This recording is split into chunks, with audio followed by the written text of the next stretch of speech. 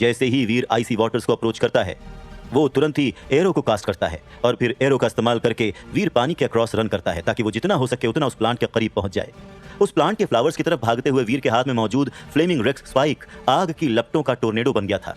Holi angel भी ठीक उसी समय अटैक करती है। उसकी सुप्रीम ग्रेट स्वॉर्ड एक बार फिर से उस जेलीफिश के 2 टुकड़े कर देती है ताकि वो उस प्लांट को प्रोटेक्ट ना कर सके।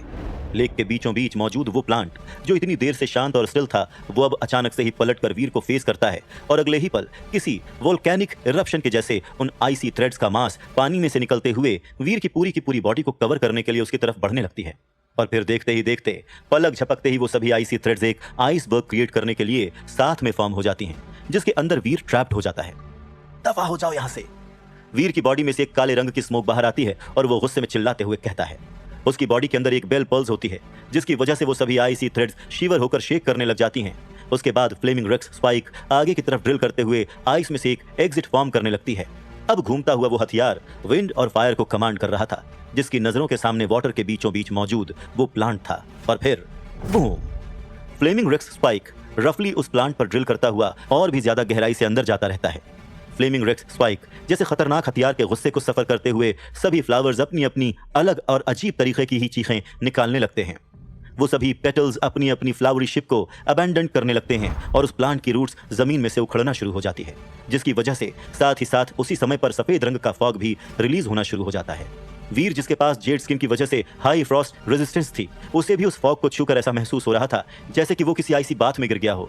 यहां तक कि उसके बाल और आईब्रोज में भी बर्फ जमना शुरू हो जाती है। और फिर स्प्लैश!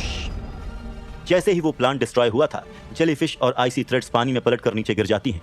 पलक झपकते ही वो आइसी लेक फ्रीज हो जाती है और आसपास के एरियाज में तुरंत ही फ्रॉस्ट की एक एडिशनल लेयर जम जाती है। तभी एक छेद वाले फूल में से एक छोटी सी बॉडी बाहर गिरती है, जो कि एक बहुत ही खूबसूरत लड़की की बॉडी थी। उस लड़की की पीठ पर बहुत ही खूबसूरत बटरफ्लाई विंग्स अटैच्ड थी। वीर नोटिस करता है कि उस लड़की के सफेद लंबे बाल थे और उसकी प्यूपिल्स उस आइस को रिफ्लेक्ट कर रहे थे जिसकी वो मालिक थी। उसकी बॉडी में हर तरफ स्नो फ्लेक्स डेकोरेटेड थी। लेकिन फिर वीर नोटिस करता है कि वो लड़की साइज में बहुत ही ज्यादा छोटी है और बस उसके हाथ की हथेली के जितनी ही बड़ी है। वो बिल्कुल किसी पुरानी कथा की फेरी की जैसी थी। उस प्लांट को खत्म करने के बाद वीर को अपनी पावर स्क्रीन पर कोई भी नोटिफिकेशन नजर नहीं आया था और अब जब वीर ने उस फेरी की तरफ देखा था, तब वो अच्छी तरह से समझ गया था कि इस जगह पर एग्जैक्टली क्या हुआ है। और अगले ही पल, बिना किसी हिचकिचाहट या बिना कुछ सोचे समझे, वीर अपने फ्लेमिंग रेक्स स्पाइक से उस फेरी के सिर पर जोरदार अटैक कर देता है। फ्लेमिंग रेक्स स्पाइक के अटैक के अंदर उस फेरी की हथेली के बराबर की बॉडी ऐसी लग रही थी जैसे कि वो फ्लेमिंग रेक्स स्पाइक के द्वारा टुकड़ों टुकड़ों में कटने वाली है। लेकिन फिर अगले ही पल वो फेरी अपनी छोटी सी फिस्ट उठाती है और फ्लेमिंग रेक्स स्पाइक को नॉक ऑफ कर देती है। अचानक से ही एक फ्रॉस्टी हवा उठती है और फ्लेमिंग रेक्स स्पाइक की कमांड की हुई फायर को बुझाते हुए उस हथियार को पूरी तरह से फ्रीज कर देती है। और फिर पैंग, फ्लेमलेस रेक्स स्पाइक ऐसी फोर्स के साथ उड़ता हुआ पीछे चला जाता है कि खुद वीर भी उसके अगेंस्ट स्ट्रांग नहीं खड़ा रह पाता है। यानी वीर का हथियार हवा में उड़ जाता है और वीर के हाथ से खून निकलने लगता है। अपने जख्मी हाथ को पकड़े हुए वीर इस समय काफी ज्यादा शॉक्ड नजर आने लगा था।